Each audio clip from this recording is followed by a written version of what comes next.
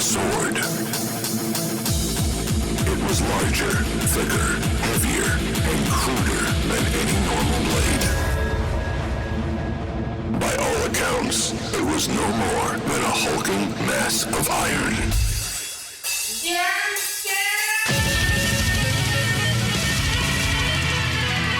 Arise, riders of Theoden! Spears shall be shaken, shields shall be splintered. A sword day, a red day, and the sun rises! Ride now! Here. Ride now! Here. Ride for ruin, and the world's ending! Here. Death! Death! Death! Oh, ladies and gentlemen, welcome to another episode of DumpStat. I am your host, Archlich Brill. I am the void, the monster, the person that will slay you and decapitate you. And of course, next to me is the level 12 fighter that will inevitably slay me. It is Doc. How are you today, Doc? I am doing great. That was a rousing speech. Did you write that? Yes, I did. Oh. Yeah, of course I did. Man. That wasn't one of the most famous speeches from one of the most famous films from one of the most famous books of all time. That didn't just happen. Of course I wrote that. Yeah, of course. Right. Okay. I was just making sure. Man, that inspires me so much. You should tell me about your world building around orcs. That would be really interesting to talk about. Right? I think we're good. Maybe post it on Twitter, and then let's see how that goes. I think we're good. All right. So I wanted to inspire people today because the two domains that we are getting towards, which by the way, we're finally on the back end of domains. Yeah. We've conquered so much in this series, but we are finally at the precipice of the final few domains. And these two are so fucking cool to talk about. They are. I love them. If you're out there, if you're going to work, if you're listening to this on the train or on the bus or in your car, if you're going out somewhere, I want you to know that today's episode will give you a rageful fervor. You will be combative. You will be battling through the day and you will kick fucking ass. I believe in you. You are inspired. You got this. Fucking love these domains, man. We are talking about, of course, Forged domain. You are talking about this, and I am talking about war. I love it. We're doing the whole warforged thing today. Absolutely. Not the race, but the domains.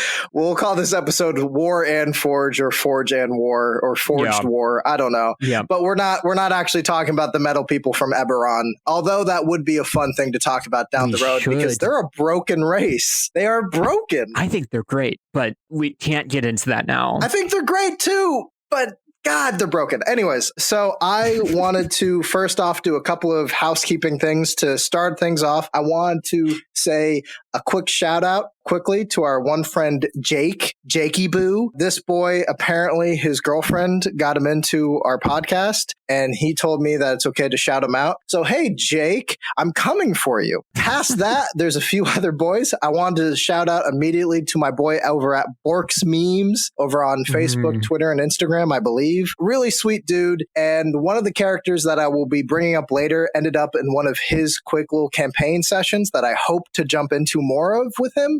So that is all coming later. And I felt that if I'm going to mention a character, I'd like to also mention the DM that I'm a part of. Absolutely. Past that, the only other thing I want to talk about is our great god Odin and how mighty he is. Anyways, so I was feeling enough about Odin. I do have, if you remember, we also have, forget Odin. Oh no. We also have our sponsor, Burke the Nerd, who's helping sponsor this episode. Thanks, Burke. He's a cool guy. I've known him for a long time and he really loves the podcast and I love his stuff too. So I want to give him a quick shout out. He does a lot of Twitch streaming, which is cool. Find him?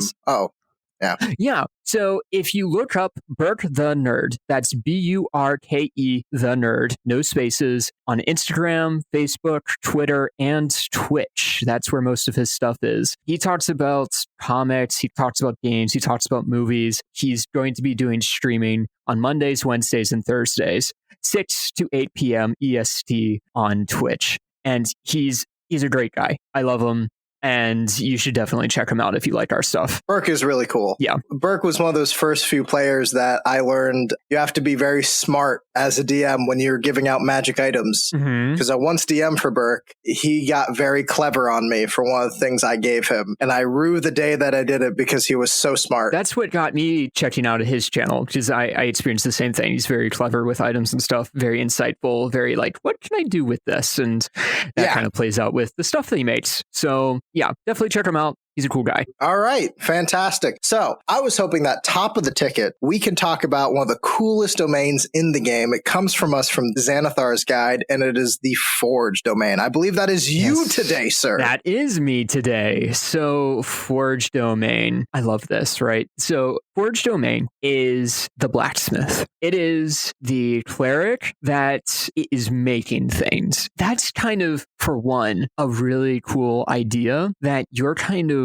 worshiping ritual and rites involves crafting armor and objects that are super high quality. I love that thought. And Forge domain specifically does a lot with buffing and making gear that you may already have more powerful. Ooh. And it also has a lot of cool like damage dealing things and increasing your armor class. So they're a really good tanky sort of class. If you do kind of need to lean into the tanky bit for this cleric, because a lot of the spells and things like that are protection, control, and then damage dealing when I have you close to me sort of things. Right. But it also does a really good job of playing into that theme, right? Right. So like it's enough of its own thing where it's not just like, oh, they made a tank, right? It's like it's its own identity, which is really neat. It's more than just being a higher armor class dwarven cleric. Right.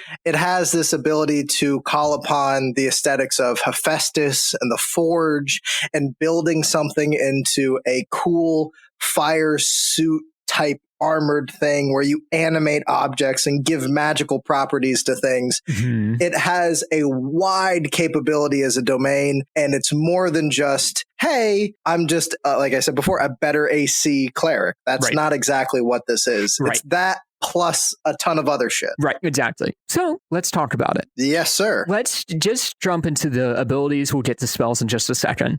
Bonus proficiency. You gain proficiency with heavy armor and smith's tools. Pretty basic, pretty good, right? You know, manage your people's equipment and also get heavy armor. That's nice. You'll be wanting that heavy armor. Blessing of the Forge. At first level, you gain the ability to imbue magic into your weapon or armor. What this does is until the end of your next long rest or until you die. Mention die, right? Not go unconscious, but until you die. That sword... Until your heart stops. Right. That sword or that weapon is a +1 bonus to attack and damage and is considered magical. Oh. Yeah, and that's really important, right? That's a really cool thing. That's important. Or it turns a piece of armor into a magical piece of armor and gives it +1 bonus to AC. So just to quickly go over this, there's a bunch of monsters later on that you'll have resistance against non-magical weapons, right? Right. So this becomes, there's a few monsters that are like that at the beginning too. I mean, it's a lot of specters. It's a bunch of undead, ghosts, wraiths. We're talking kind of higher level play where it gets to a point where you need magical items to hurt things. Exactly. The fact that early on you just get this is fantastic. First level, just done, right? It's not just like the cleric that has a few spells that can do magic things. It's like, all right, you know, this cleric is going to be dealing damage normally to all of these lower level monsters, and it's not going to have to worry about the later level monsters and stuff. So really cool stuff. Plus, if you just want the bonus AC, you've got the bonus AC, baby.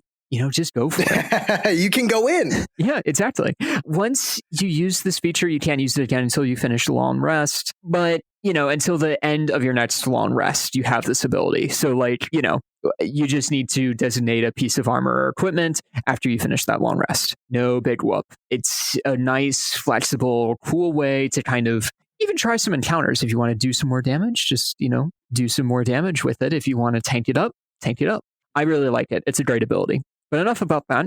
let's talk about Channel Divinity, Artisan's Blessing. Ooh. This is the really good stuff right here. This is the stuff, right? This is the sauce. When you use this Channel Divinity, you conduct an hour-long ritual that crafts a non-magical item that must include some metal. A simple or martial weapon, a suit of armor, 10 pieces of ammunition, a set of tools, or another metal object. And then it gives suggestions in the equipment in your player's handbook. The creation is completed at the end of the hour, coalescing into an unoccupied space of your choice on a surface within 5 feet of you. Wow. Now, the items that you make can't be more than 100 gold pieces. And as part of the ritual, you must lay out the metal and the coins that are needed to, pay some of the expenses and whatnot. But, right, let's talk about this. Right. I've seen some DMs say, because forged clerics are like, hey, I want the heavy armor. And full plate mail is nice, but it's hard to get when you're early on.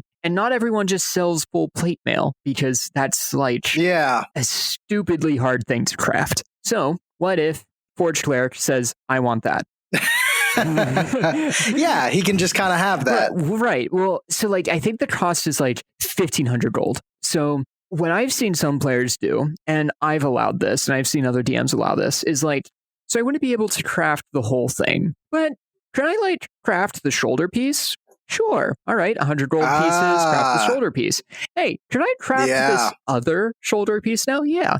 And 15 times of doing this, all right, over an hour. So if you have 500 gold in 5 hours, and Channel Divinity enough to do that 5 times, have at it. Crank out a third of your plate mail. And then as you get to the end of that, you soon have a full thing of armor. This also is really useful in case if someone shields breaks, if you're a DM that likes using, or if you play with a DM that likes breaking your equipment or likes throwing rust monsters at you, like some psychopath. Yeah, I was about to say, basically, this is the anti-rust monster subclass. Yep. This is what happens when you're a lower level party and you go downstairs and there's just a swarm of rust monsters, which, by the way, if you're still using rust monsters out there, good job. Yep. I am so glad you moved on from just using gelatinous cubes. Yep. That's fantastic. Yep. Keep using them. More people need them. Those and mimics. Yep. Rust Monster Appreciation Month. But this Artisan's Blessing is really good for this reason. Being able to just make things. Sure, it's a Channel Divinity that doesn't necessarily do things in combat, but it's really handy to have around to be able to fix your equipment or make things. Once you start getting creative with this and just carrying around a bunch of metal, it's a really cool thing where you can just repair carts or you can build metal objects that will stop up contraptions or just we need something to cut this up. Let's make an extra axe blade, right? And stick it on this guy's, maul so that we can, let's fuse it onto his maul, right? Essentially. And so then we just have this maul with the big axe blade on it. There's stuff that you can do that gets creative with that. So really good ability. I really like Artisan's Blessing. That's going to be one of the main things that you're doing. Let's move on. Okay. Soul of the Forge, 6th level. You gain resistance to fire damage. Amazing. Which is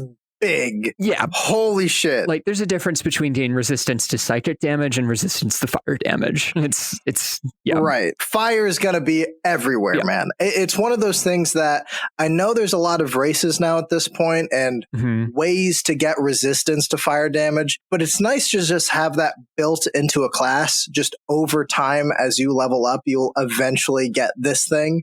I think, for one, that is not only a big and important step for that player, but I mean, it's hard to count how many things will throw fire at you. Yeah. From dragons to Azer to fire giants to just, you burnt down a town and a fire happened. Yep. So wildfire, just being able to have resistance to fire damage and being the guy who can run into a burning building and run out of that building, almost unscathed. Is fine. Yeah. Yeah. It's great. But you know what's great, Archlich Brill?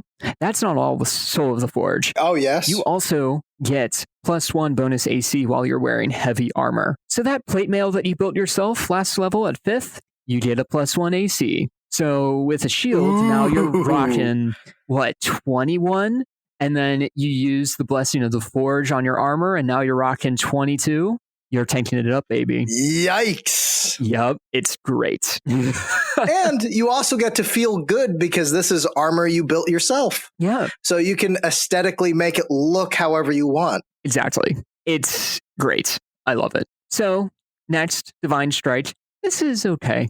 It's just okay. But once on each of your turns, you can hit your creature with a weapon attack. You cause the attack to deal an extra 1d8 fire damage to the target. At 14th level, it goes to 2d8. So that's both the 8th level and 14th level thing for this cleric. Again, good, not amazing, but good. This domain already has a lot going for it. Yeah. So it's like, all right, like some bonus damage, some bonus fire damage. Like that's thematic. That's cool. Nothing wrong with that. It's nice. Right. So, yeah. It's more aesthetics. Yeah. It's flavoring more than anything. And 1d8, 2d8, it definitely against big monsters is but like against smaller creatures, like that'll definitely deal a lot of damage. So like, yeah, it's all right. Saint of the Forge and Fire is the 17th level stuff.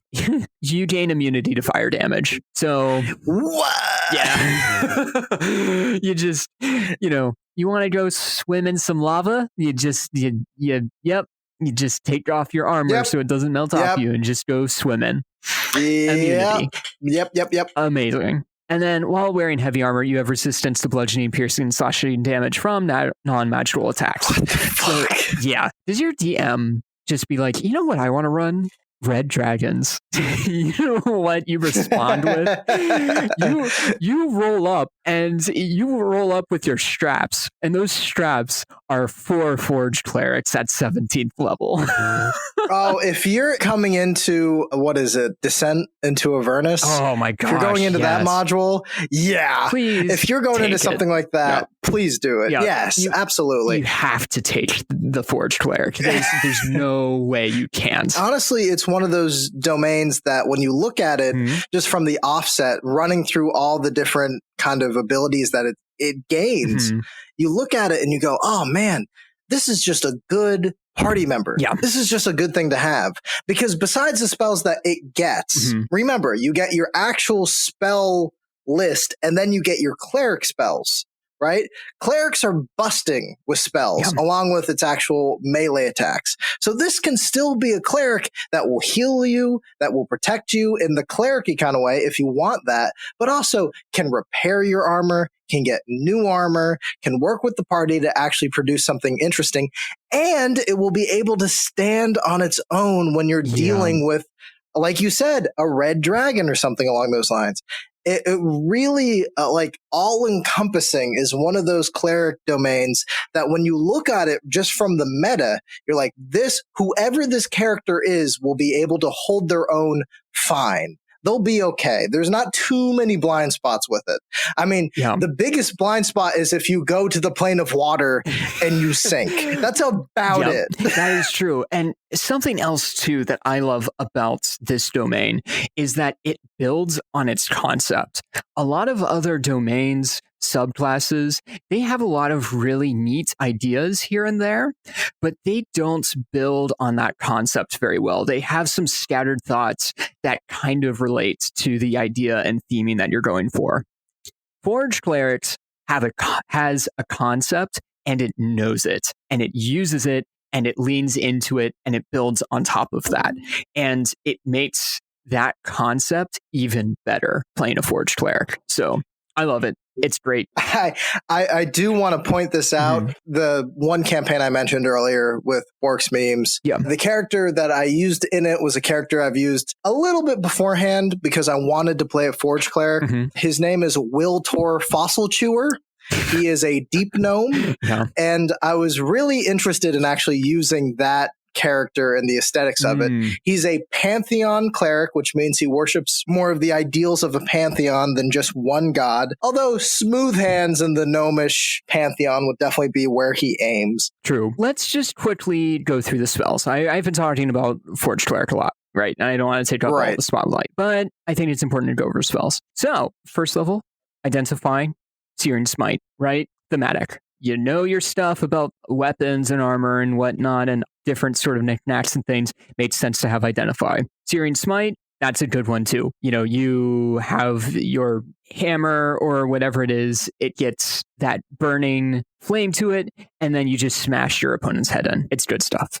Plus, having Identify as a ritual, you are able to save your wizard that spell slot. So they don't have to prepare it. It's always prepared. You have it there. Again, filling that party roll really well. Third level, heat metal. A really good one for attacking weapons and things like that other people are using. And then magic weapon, which you turn a weapon at higher levels into like a +2 or a +3. So that's actually a really good one. It does the same thing as the Forged Cleric Blessing of the Forge, essentially, but it makes it really good at higher level spell slots. So definitely very good. Then you have elemental weapon.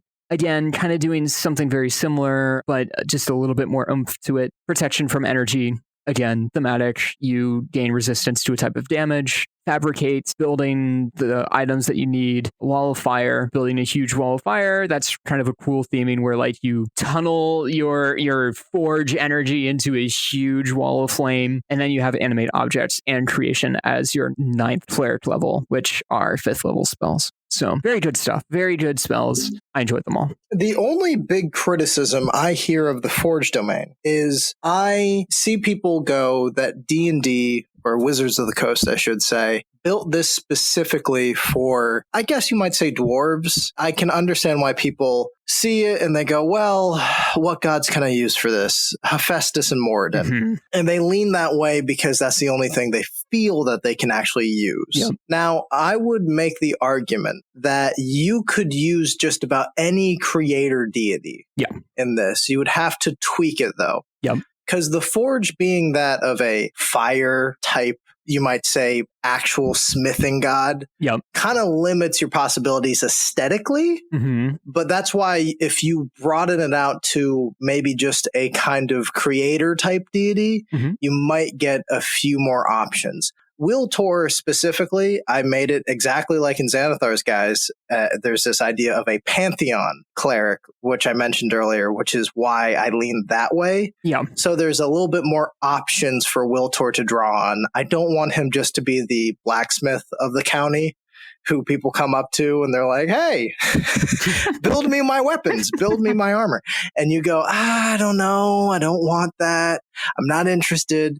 I'd rather have something a little bit more interesting. Sure. I think Forge Domain has a lot of options to it, but it might feel a bit hampering when you look at it and you go, well, fire immunity is amazing. Right. And most of the spells are fantastic. However, aesthetically, I am just a blacksmith. So when you're looking through kind of deities listings, maybe broaden yourself out a bit. What other deities do a form of creation? And that might be something to look into in a deeper manner.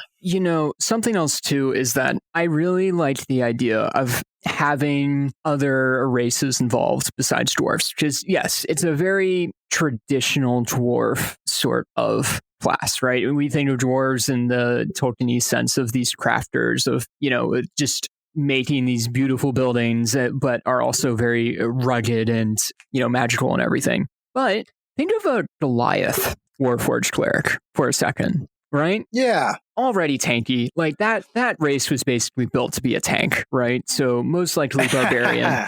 But slip them into that forge domain role, and besides just resistance to fire damage and stuff, you've got all of the other Goliath abilities that you just make it even more so a tank. And even beyond the confines of how do I min-max this thing, I can think of just about examples in any other race where you have people that are proud of their craft, right? That are perfectionists in the things that they build, that are taking after generation after generation after generation of building things that their mothers and fathers did. And why not lean into that concept as a cleric that even if you worship a god who's maybe not like a forge domain god, quote unquote, that your legacy and your heritage is your craft, and that plays into your religious experience. I mean, that's why I went for the deep gnomes. For Wiltor Fossil Chewer, they have a very deep heritage when it comes to actually crafting and building things. Sure. Deep gnomes are the only chill other race, I guess you might say, in the Underdark, besides like floomphs.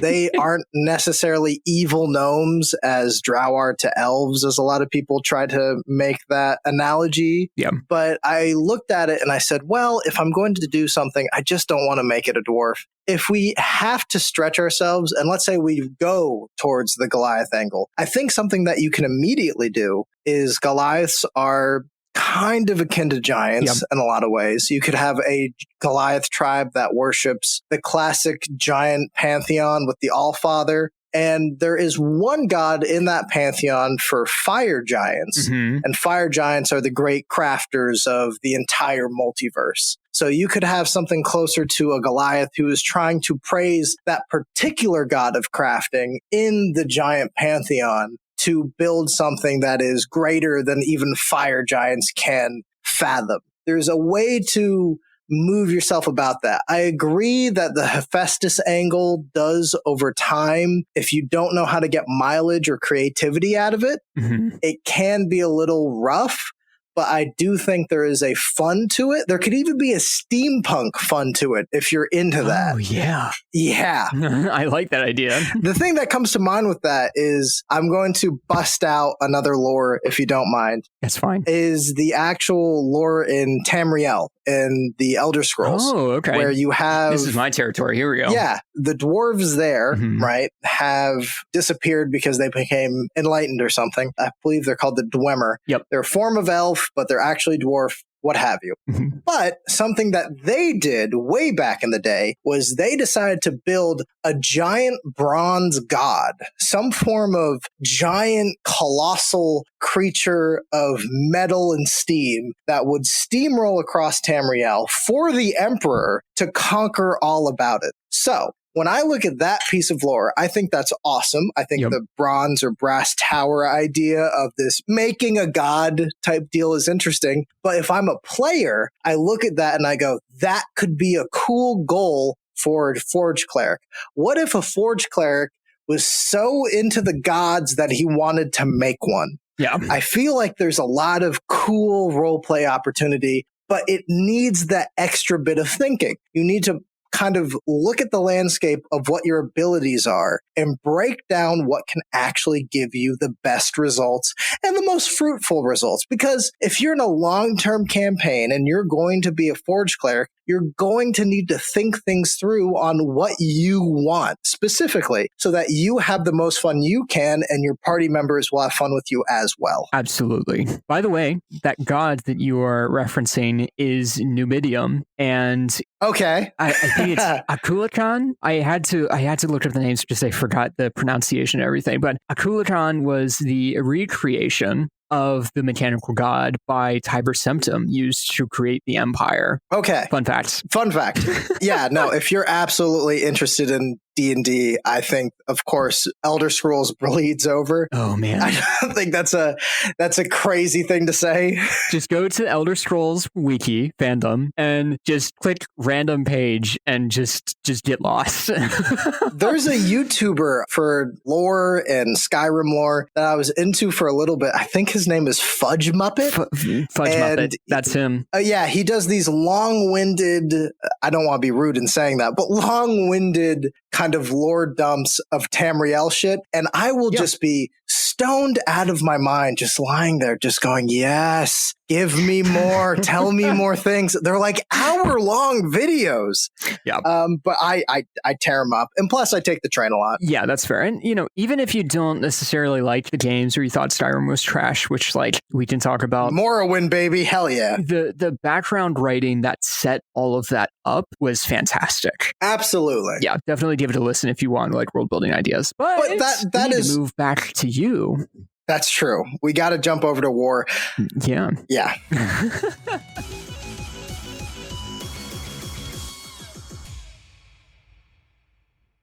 Sorry, it's a tough act to follow. I know. Honestly, Forge Domain is one of those cleric domains that is kind of a showstopper. Yeah. But if you go to page, I believe it's 63 of your player's handbook, you will find the last domain that's listed in the player's handbook, which is the war domain. War War has many manifestations. That is the first line of this huge subclass. So, what is a war domain cleric? Well, it's exactly like it sounds. You worship or are under a god of war. A god of war can have many implications for what that means. It could be like Athena, where it's a god of war and strategy. But it could also be a rageful war like Ares, or something a bit more like domination, like Molubiet, the goblin god, is considered a god of war domination, someone that is seeking dominion over everything. So, you have a lot of options when it comes to war. So let me break down what the actual subclass is, and then we can get into the aesthetics of it. That sounds good. Immediately, we have your bonus proficiency, which of course is with martial weapons and heavy armor. Yep. You are going to be something that is going to be fighting a lot. Yep. Okay? Yep. Then we move over to War Priest. War Priest has been given a lot of shit online. And that is because at first level, your god delivers a bolt of inspiration to you while you're engaged in battle. When you use an action attack, you can make one weapon attack as a bonus action. You can use this feature a number of times equal to your wisdom modifier. You regain all expended uses when you finish a long rest. Extra attacks is a good thing. Yeah.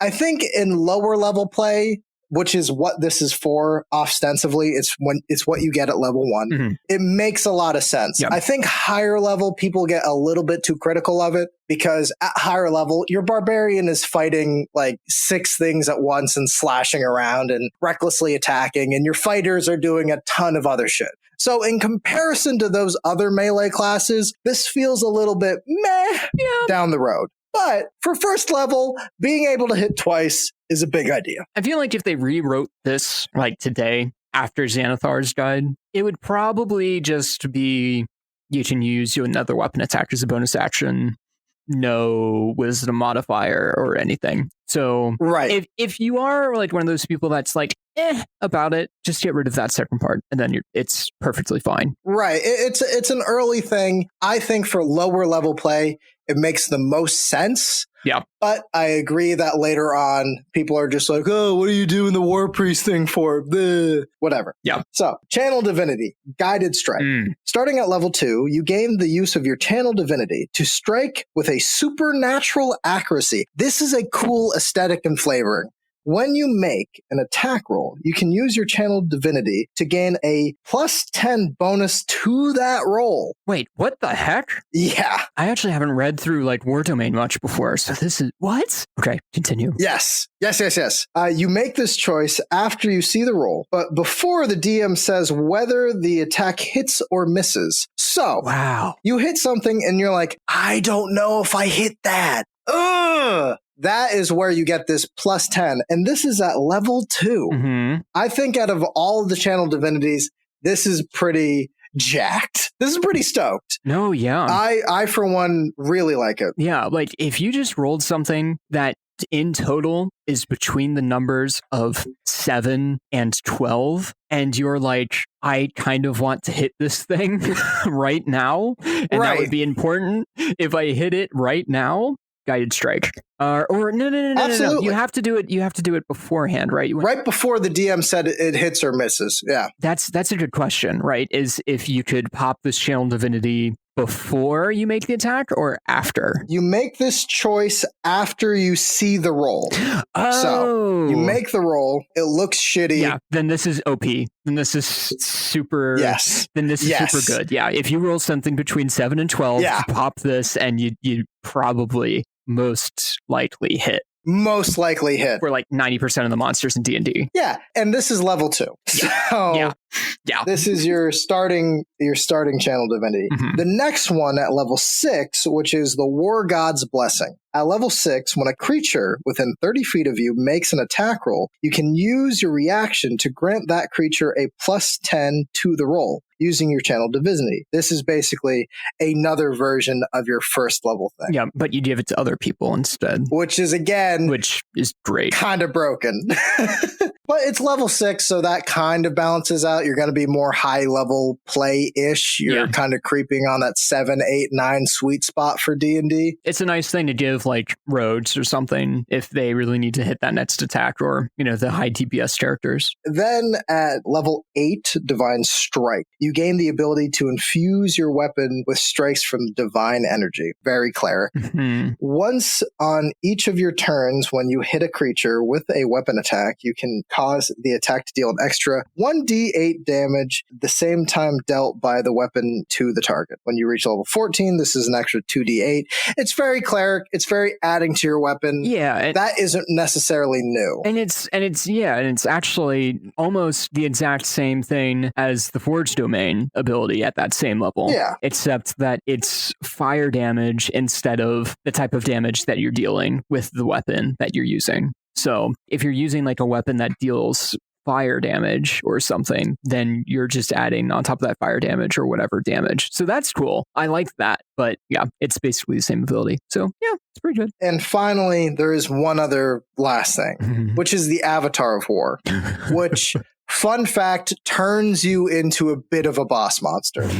At level 17, you gain resistance to bludgeoning, piercing, and slashing damage from all non-magical weapons. Fun fact about what most things in D&D are. Most things are non-magical. Most things that attack you. At higher level play, you are going to face more magical threats. But if some guy just is trying to hit you with a sword, or a monster is trying to hit you with, their limbs, it's not going to do as much actual damage to you as everybody else. This is all to say that you are trying to be the ultimate warrior, which I love that theme. Please play it. But you're trying to be the ultimate of war and manifestation of that. So I think, aesthetically speaking, you can go strategic like Athena. You could go rage like Ares, or as I said before, Maglubalet or whatever, you can go domination. You are war for war's sake. And that is just a heavy metal cover where you're just like, war! And you just like charge in and fucking start lopping heads. And that is fun just because you have probably a higher AC than the actual barbarian because you have heavy metal. So what's cool about all of that in the long run is that while a barbarian might be, totem spirit or storm or something like that has all these cool extra effects behind it. Pure rage, you are manifesting a war god in your body. I think aesthetically speaking, that is way more fun than just being a barbarian. Because I do see that comparison. Why would you do the war domain when you have fighters and when you have barbarians in the world?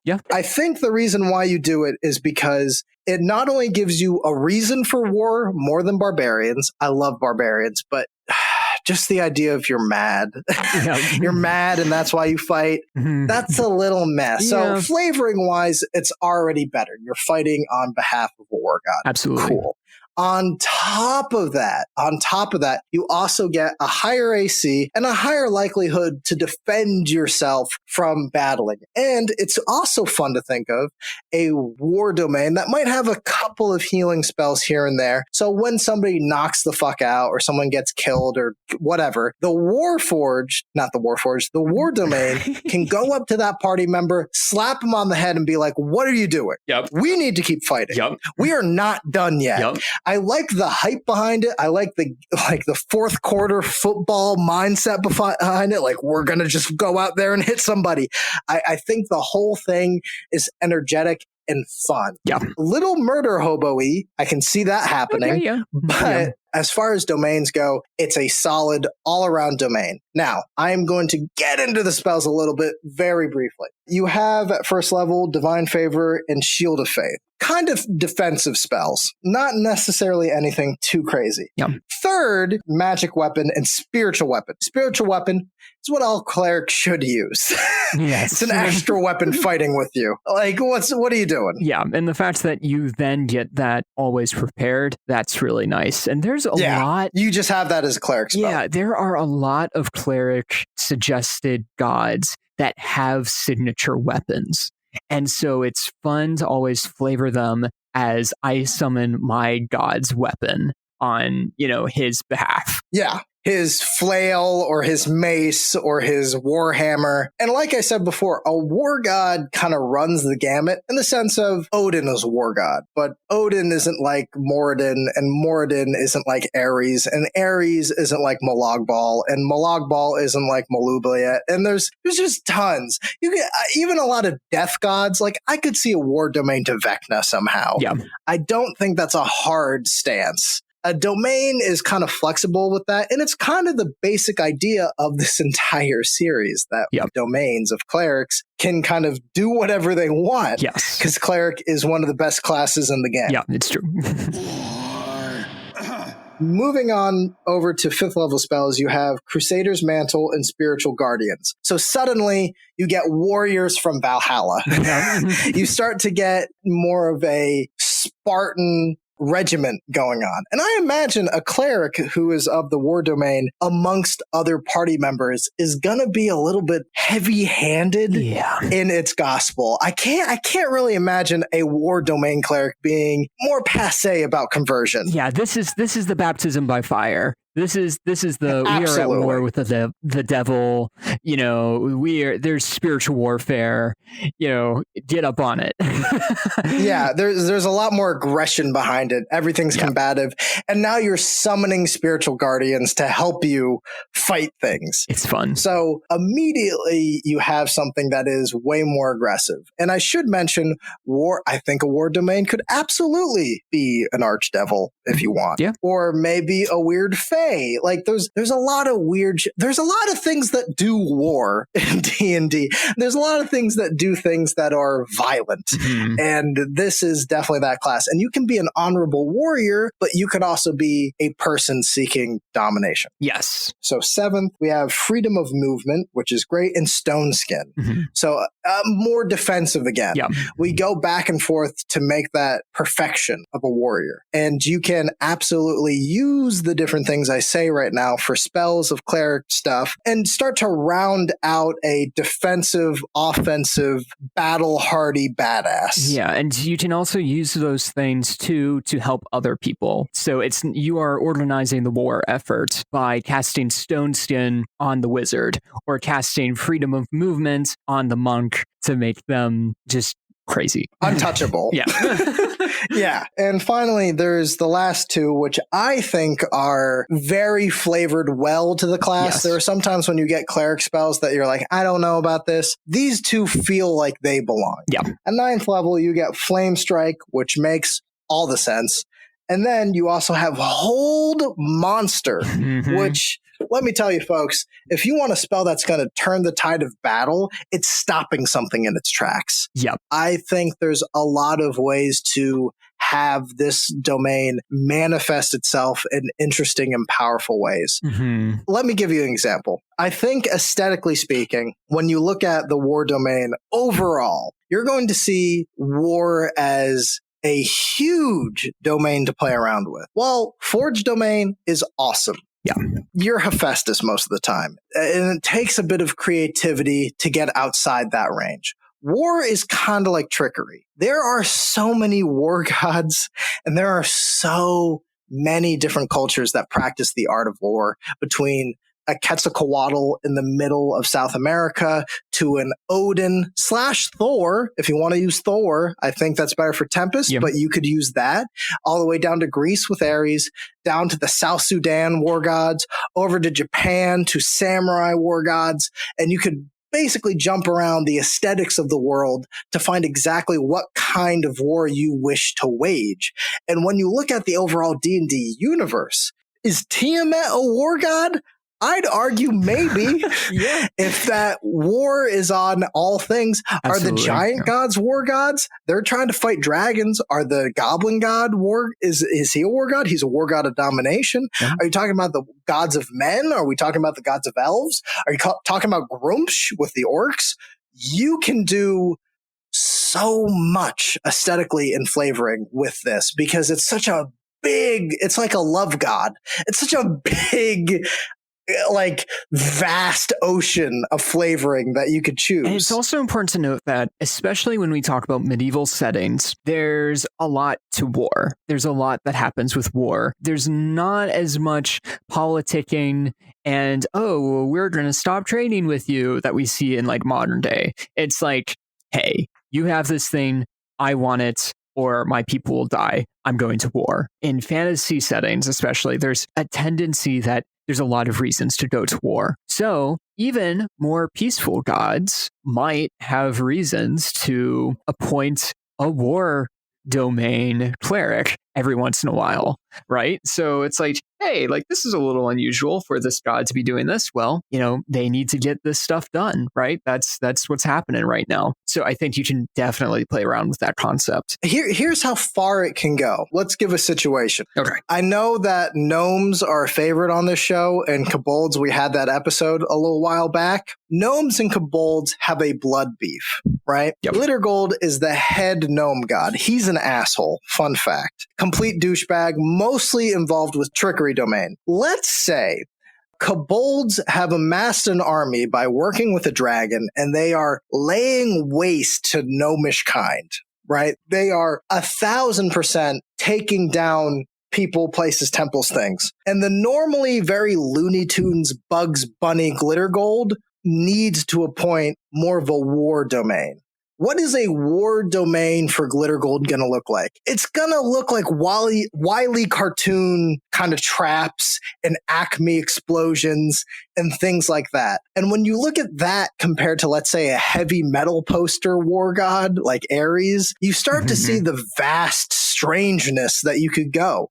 I mean, I could even see somebody going after an aberration god, a Cthulhu, who wants to wage war on the world. Yep. There's a lot of things you can do with this flavoring. And I think people look at war and they go, okay, I'm going to give them the red eyes, the helmet, the horns, the badass armor, and I'm going to give them a big old sword that might have like weird razor blades kind of on the side or something. Yeah. And I'm going to have them saw through the world. That is fine. But besides the Spartan thing, what else can you do with a war domain? What is war needed for? Who does war? Where does war happen? I mean, there could be a war that has maybe a pestilence god or some kind of pandemic type god who is giving a war domain its power. So suddenly their flavoring is behind like spreading a plague with an axe. Yep. There's a lot of cool, badass shit you can do with a war domain.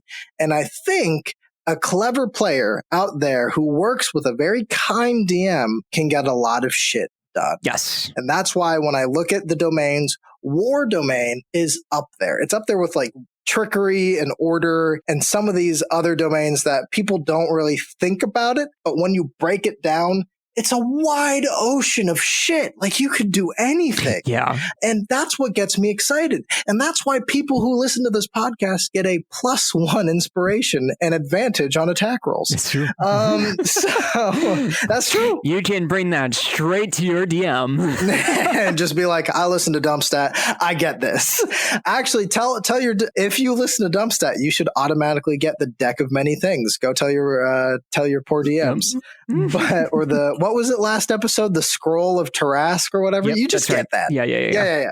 Oh, I mean, hey man, a war domain that worships the Tarask. Oh, that works. Oh boy, that tracks. That's some dangerous territory, but yep. I just the reason why I kind of harp on this and jump over this rant is just because I feel as though people don't use clerics as far as they should. And I know that's the whole premise of this miniseries is to go, listen, clerics are badass and we need to look at clerics. We just need to. And I know nobody wants to be a cleric in the party, but we need one because a cleric can do a lot and just story-wise can do a ton. Yeah. But I just look at war clerics and it's just one of those domains where you look at it and you're like, holy shit, why isn't anyone talking about this in actual circles? Why is life and light domains, which are good domains, but why are they the dominant of the subclass? Like, why do they own this class? And I think it's a lot of stereotypes. Yep. It's a lot of classic stereotypes. Absolutely. War domain breaks those stereotypes and lets you do whatever you fucking want. What do you want?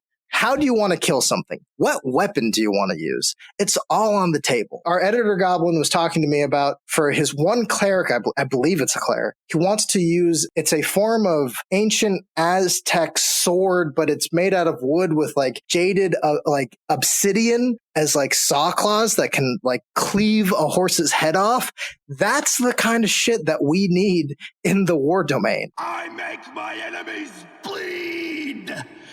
Whatever crazy idea you have, you can absolutely do it within this domain. I don't know. So this is an interesting question, right? When we look at Forge and War domain, or War Forge domains, side by side, they're very similar. There's a lot of abilities and stuff that kind of overlap in very similar ways and have very precise differences in some ways and very drastic differences in others. So what kind of player then is going to choose a war domain over a forge domain? And what kind of player should be looking at forge domain instead of a war domain? I think I can immediately answer forge domain over war. I think a player who looks at the forge domain over a war domain is going to be a player that wants a certain form of extended creativity. The idea that you can make anything is different than you can destroy anything.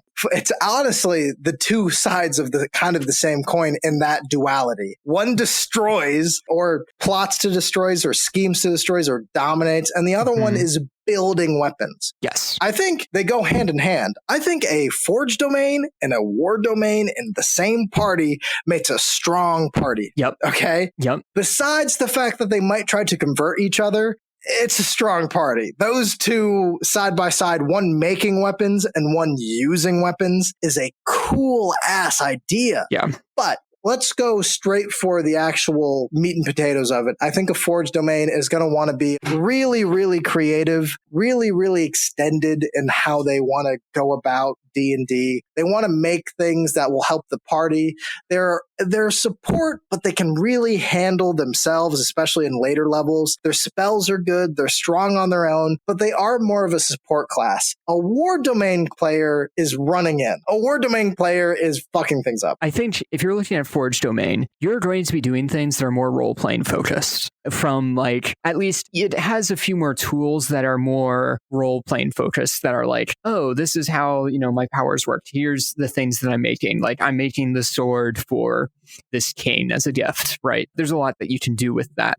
And you also become your party's quartermaster a little bit, and that's perfectly fine. War domain is definitely going to, I think, appeal more to the people that just want to deal out that damage. But I think that it's still, like you said, there's a lot of role-playing potential that you can do with a war domain cleric. With why are you a war domain cleric?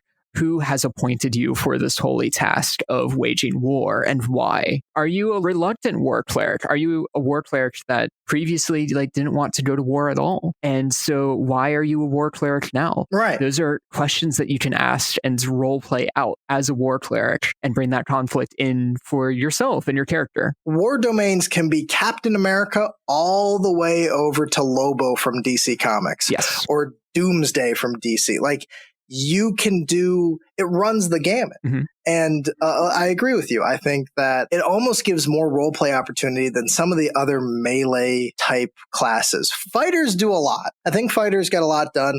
I think barbarians, the reason why a barbarians is hard. Yeah. It's genuinely hard to come up with. Because at the end of the day, you just might be an angry fucking dude. And while that could be true, it's kind of boring. Absolutely. Why do you choose to cut down monsters, Well, I wanted to ask, if you were to make like a war, what would be your war domain concept that you would make and run if you had to make one tonight for a campaign that I was running? Okay, if I had to make something for tonight, I feel as though just being who I am as a person, my immediate thought is always going to be Odin. I'm always going to do something a bit more Vikingish just because that's a lot of fun. Yum. But if I want to extrapolate and extend myself a little bit past my normal, we'll say, inclinations, I think I would do something. I know this sounds kind of weird and childish. I would do something with a saw blade. Somehow I'd get a saw blade in there. More blood for the blood god! I don't know who. I don't know how. I don't want to do a Warhammer. I don't want to do something that's just a sword. I want to have a saw. And I want to probably maybe Bane. I think Bane is a good death god to just be like, hey, I need to wage war and eliminate things. With a saw blade. I think maybe a demon prince. Yeah. Maybe let's say the Demogorgon was like, hey, I need you to wipe out this many people, X amount of people and here is my holy artifact, and that's a saw blade. I think normally though, I would definitely lean more Viking. Okay. Just in my apparatus and in my aesthetics of how I go about things. That sounds good. Well, I know somebody that could do the saw blade thing for you. There's a forged cleric. Exactly. I'm so sorry. But a forged cleric, if I were to make something that I needed to run tonight, that was a forged cleric, I would like to go with the concept of like a pretty normal looking person that is fairly unassuming, that had a very quiet faith. But when it came down to it, was an excellent fighter and would, go into their house, open up the cabinet in the middle of the night with the thunder rolling, very Mulan style, and pull out the armor, pull out the sword with the dramatic 90s music going. He's humming, I'll make a man out of you. Yep, exactly. A character that I actually really like as an idea for this is Yorland Greymane, sticking with the Skyrim and Elder Scrolls. Ooh. Yorland Greymane mans the Skyforge in Whiterun, a legendary forge that is known to make some of the best weapons to ever pump out of northern Tamriel. And Yorland Greymane, when you first see him, he is a pretty unassuming old dude just wearing leather armor. But in the actual interior console of who Yorland is, he's a pretty strong NPC. He's not someone to mess with, right? He's high he's level. Yoked. Yeah. So that is someone that's like, hey, this could be a forge cleric, right? That they have dedicated their life to this craft. They have a legendary forge, and this is what they do. So that's kind of like the concept that I would go after with that. I'm going to jump back one thing. Sure. I actually know a better war domain idea. I think, to completely jump mediums, Avatar Kyoshi from Avatar The Last Airbender. Yes. Fan woman who is like, you need to put your enemies in the ground. Her? Yes. Yeah. 100%. 100%. Having a war domain that is a manifestation of the natural order, let's say nature itself, the very spiritualism of the world, basically went to one person and said, there is someone who's fucking up the balance of this planet. Yeah. I need you to take these fans, have your eyes glow, and fuck Chin the Conqueror up. And she's like, there can be no something without peace or violence or something like that. I forgot what her exact term was. It was something like there can be no rest without violence or something. Where she basically goes to Aang later on in the series, and Aang's like, hey, Kyoshi, what should you do? And what should I do with the Fire Lord? And Kyoshi goes, put him in the ground. Yes. And he's like, I don't want to. And she's like, put him in the ground.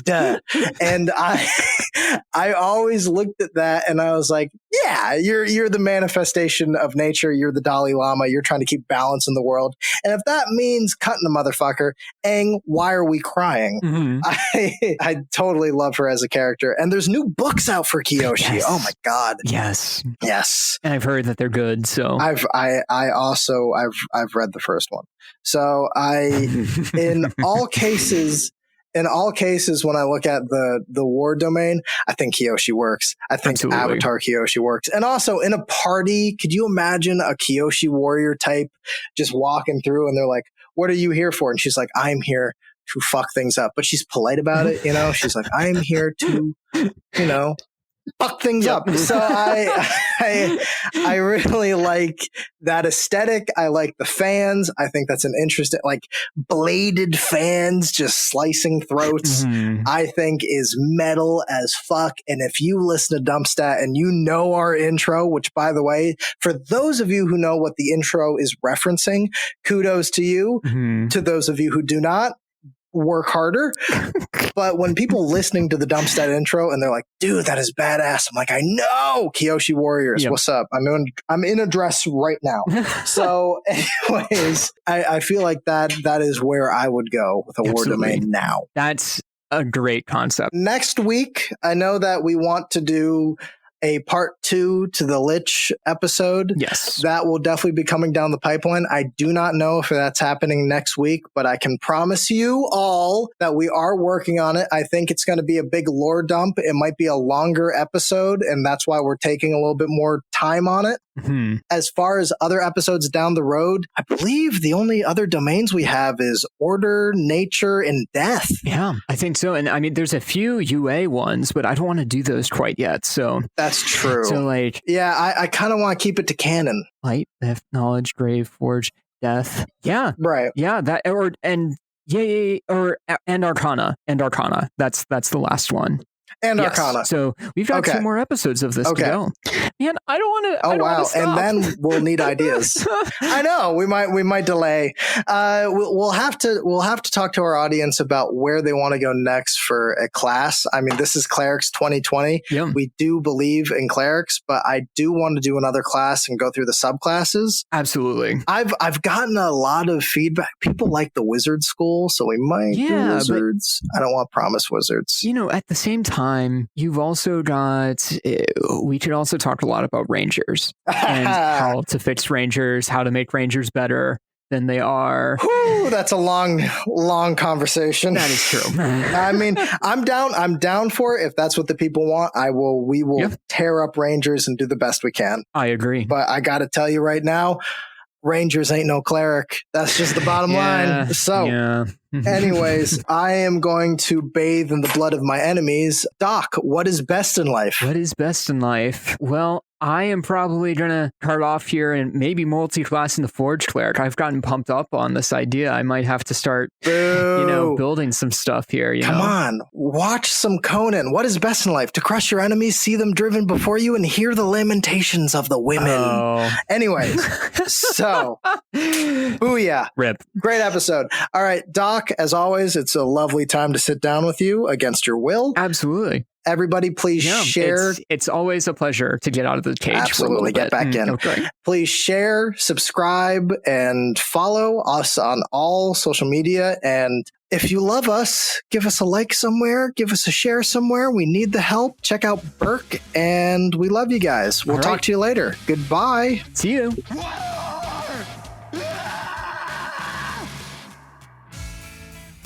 You've just been listening to DumpStat, a podcast presented by Horizon Kingdoms.